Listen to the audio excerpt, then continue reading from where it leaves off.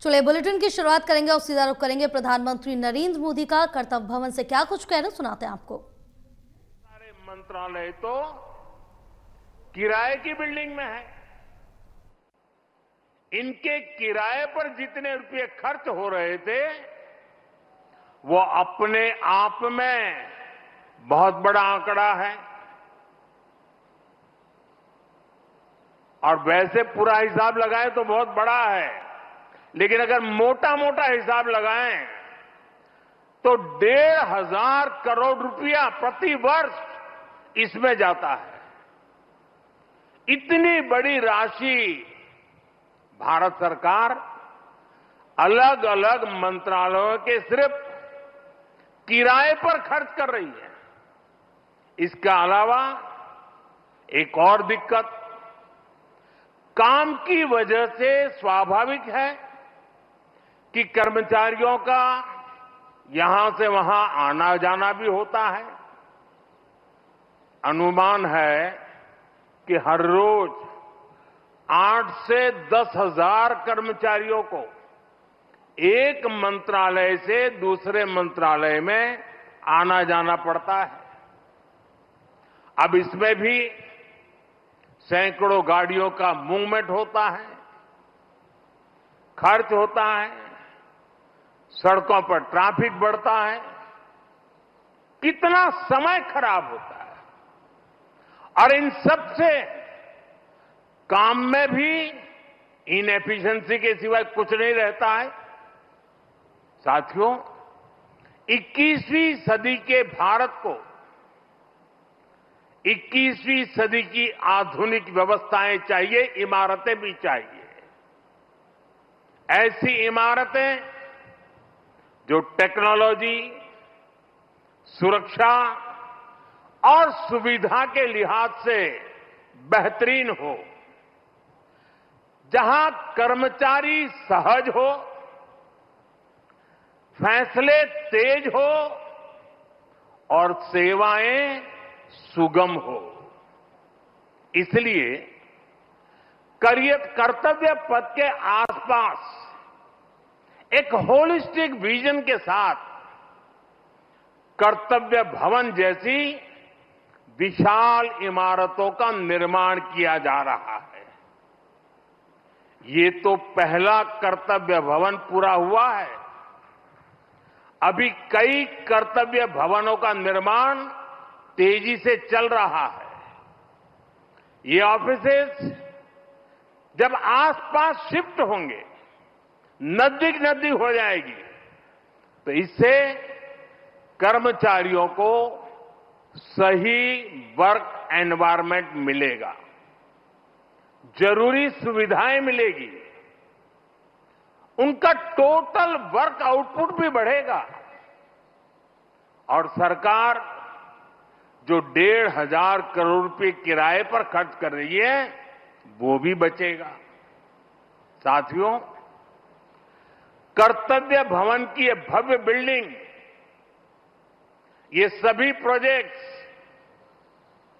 नए defence complex, देश के तमाम बड़े इंफ्रास्ट्रक्चर प्रोजेक्ट्स, ये देश को पेश का सबूत तो है ही, ये भारत के वैश्विक विजन का प्रतिबिंब भी है। हम दुनिया को जो विजन दे रहे हैं, भारत खुद उन्हें किस तरह अंगीकार कर रहा है, ये हमारे इंफ्रास्ट्रक्चर डेवलपमेंट में दिखाई दे रहा है।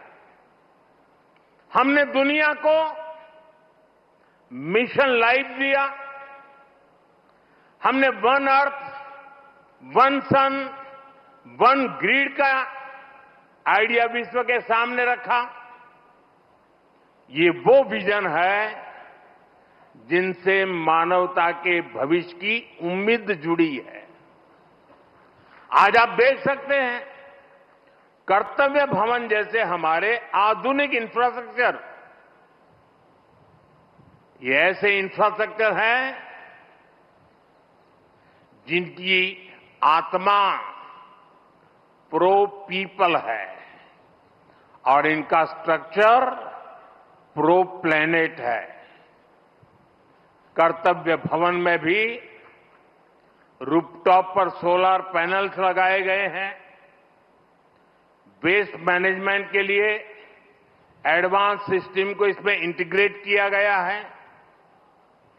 ग्रीन बिल्डिंग्स का विजन अब भारत में विस्तार ले रहा है। साथियों, हमारी सरकार एक होलिस्टिक विजन के साथ भारत के नवनिर्माण में जुटी है। देश का कोई भी हिस्सा आज विकास की धारा से अछूता नहीं है। अगर दिल्ली में संसद की नई इमारत बनी है तो देश में 30,000 से ज्यादा पंचायत भवन भी बने हैं। आज यहां एक और कर्तव्य भवन जैसी बिल्डिंग बन रही है तो साथ ही गरीबों के लिए 4 करोड़ से ज्यादा पक्के घर भी बनाए गए हैं। यहां नेशनल वॉर मेमोरियल बना है, पुलिस मेमोरियल बना है, तो देश में 300 से ज्यादा नए मेडिकल कॉलेज भी बनाए गए हैं। यहां भारत मंडपम बना है तो देश में 1300 से ज्यादा नए अमृत भारत रेलवे स्टेशन भी बनाए जा रहे हैं। यहां बने यशोभूमि की भव्यता पिछले 11 साल में बने करीब 90 नए एयरपोर्ट में भी नजर आती है। साथियों, महात्मा गांधी कहते थे, अधिकार और कर्तव्य एक दूसरे से जुड़े हुए हैं। कर्तव्य के पालन से ही हमारे अधिकारों को बल मिलता है। हम नागरिक से कर्तव्य की अपेक्षा रखते हैं, लेकिन सरकार के तौर पर हमारे लिए भी कर्तव्य सर्वोपरि है। और जब कोई सरकार अपने कर्तव्यों को गंभीरता से पूरा करती है तो वो गवर्नेंस में भी नजर आता है। आप सभी जानते हैं, पिछला 1 दशक देश में गुड गवर्नेंस का दशक रहा है। गुड गवर्नेंस और विकास की धारा रिफॉर्म्स की गंगोत्री से ही निकलती है। रिफॉर्म्स एक कंसिस्टेंट और टाइम बाउंड प्रोसेस है। इसलिए देश ने लगातार बड़े रिफॉर्म्स किए हैं। हमारे रिफॉर्म्स कंसिस्टेंट भी हैं, डायनेमिक भी हैं और दूरदर्शी भी हैं। सरकार और जनता के बीच संबंधों को बेहतर बनाना, ईज ऑफ लिविंग को बढ़ाना, वंचितों को वरीयता, महिलाओं का सशक्तिकरण, सरकार की कार्यप्रणाली को बेहतर बनाना, देश लगातार इस दिशा में इनोवेटिव तरीके से काम कर रहा है। हमें गर्व है कि पिछले 11 साल में देश ने एक ऐसी शासन प्रणाली विकसित की है जो पारदर्शी है, संवेदनशील है और सिटीजन सेंट्रिक है। साथियों, मैं दुनिया के जिस भी देश में जाता हूं, वहां जनधन, आधार और मोबाइल जेम ट्रिनिटी की बहुत चर्चा होती है, दुनिया भर में उसकी प्रशंसा होती है। इसने भारत में सरकारी योजनाओं की डिलीवरी को ट्रांसपेरेंट और लीकेज फ्री बना दिया है।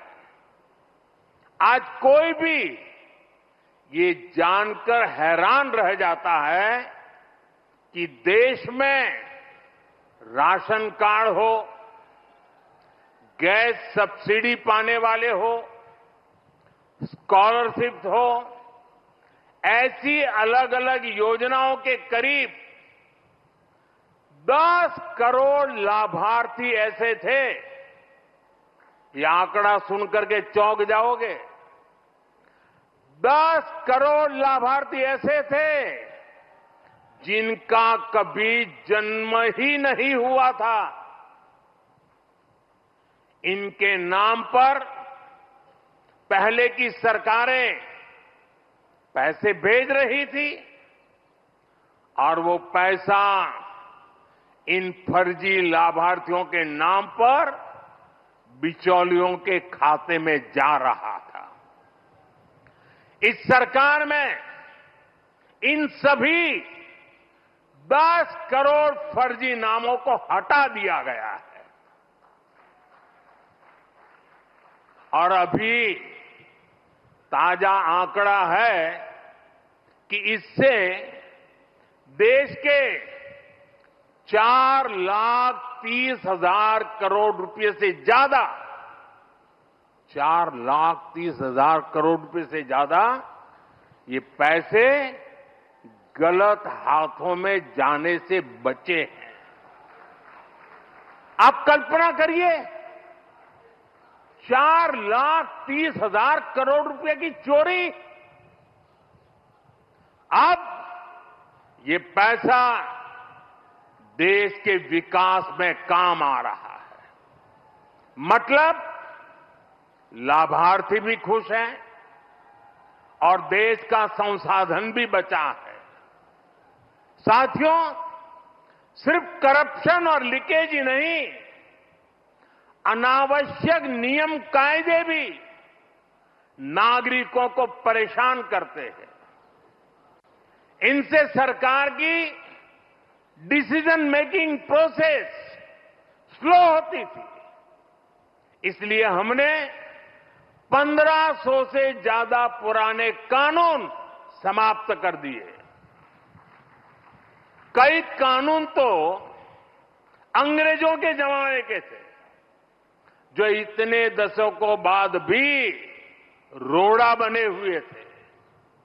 हमारे यहां कानूनों के कंप्लायंस का भी बहुत बड़ा बर्डन रहा है। कोई भी काम शुरू करना हो तो दर्जनों कागज देने पड़ते थे।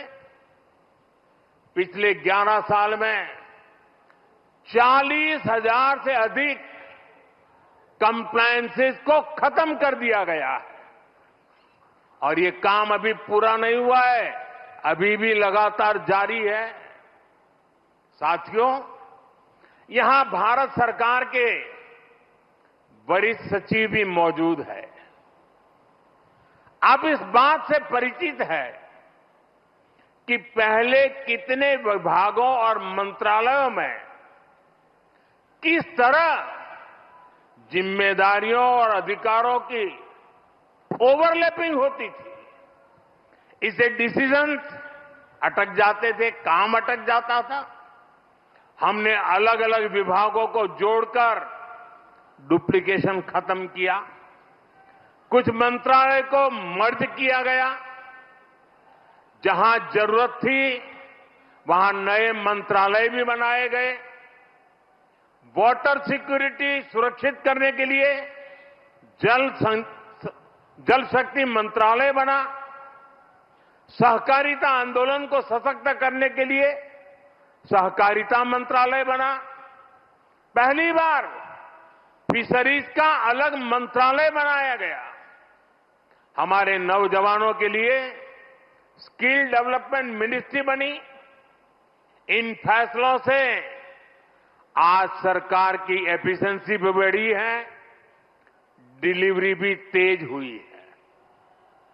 साथियों, हम सरकार के वर्क कल्चर को भी अपग्रेड करने के लिए काम कर रहे हैं। मिशन कर्मयोगी, iGOT जैसे डिजिटल प्लेटफॉर्म हमारे गवर्नमेंट एम्प्लॉइज को इनके जरिए आज टेक्निकली एम्पावर किया जा रहा है। E office, file tracking, digital approval, एक ऐसी व्यवस्था बन रही है जो फास्ट भी है और ट्रेसेबल भी है। साथियों, जब हम किसी नए घर में जाते हैं तो हमारे भीतर एक नया उत्साह होता है। हमारी ऊर्जा पहले से कई गुना ज्यादा हो जाती है। अब आप उसी जोश के साथ इस नए भवन में अपने दायित्वों को आगे बढ़ाएंगे। आप जिस किसी भी पद पर हैं, आप अपने कार्यकाल को यादगार बनाने के लिए काम करिएगा।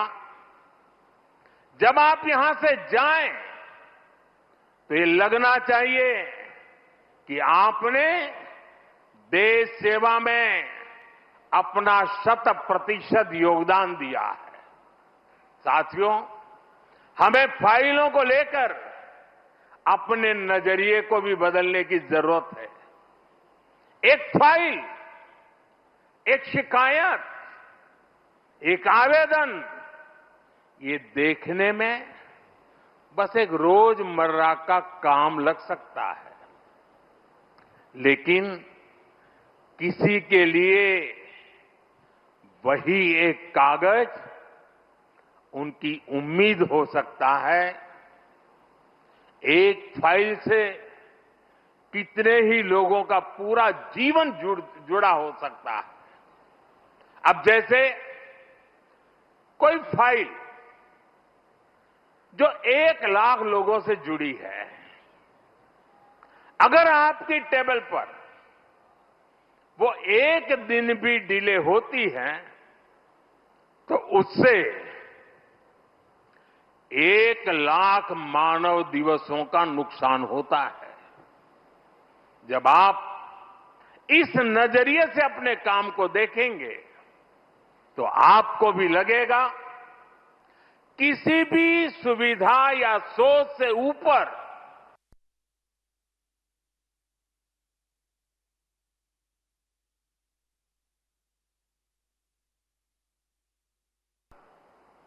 ये सेवा का कितना बड़ा अवसर है। आप अगर कोई नया आइडिया जनरेट करते हैं तो हो सकता है आप एक बड़े बदलाव की नींव रख रहे हो। कर्तव्य की इसी भावना के साथ हम सबको हमेशा राष्ट्र निर्माण में जुटे रहना है। हम सबको ये हमेशा याद रखना है, कर्तव्य की कोख में ही पलते हैं विकसित भारत के सपने। साथियों, वैसे आज ये आलोचना का अवसर नहीं है, लेकिन ये अवसर आत्ममंथन का जरूर है। कितने ही देश जो हमारे साथ साथ आजाद हुए थे, वो इतनी तेजी से आगे बढ़ गए, लेकिन भारत तब उस गति से आगे नहीं बढ़ पाया। अनेक वजह रही होगी, लेकिन अब हमारा दायित्व है कि हम समस्याओं को आने वाली पीढ़ियों के लिए छोड़ करके न जाएं। पुराने भवनों में बैठकर हमने जो निर्णय लिए, जो नीतियां बनाई, उनसे 25 करोड़ देशवासियों को गरीबी से निकालने का हौसला मिला।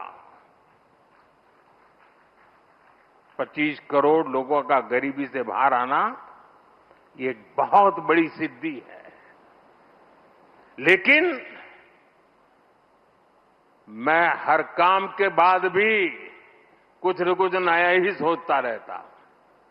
हम नए भवनों में ज्यादा एफिशिएंसी के साथ हमारी एफिशिएंसी बढ़ा करके जितना ज्यादा हम देश को दे सकते हैं, उस मिजाज से इस नए भवन में हम वो काम करके दिखाएंगे कि भारत को गरीबी से पूरी तरह मुक्त करना है।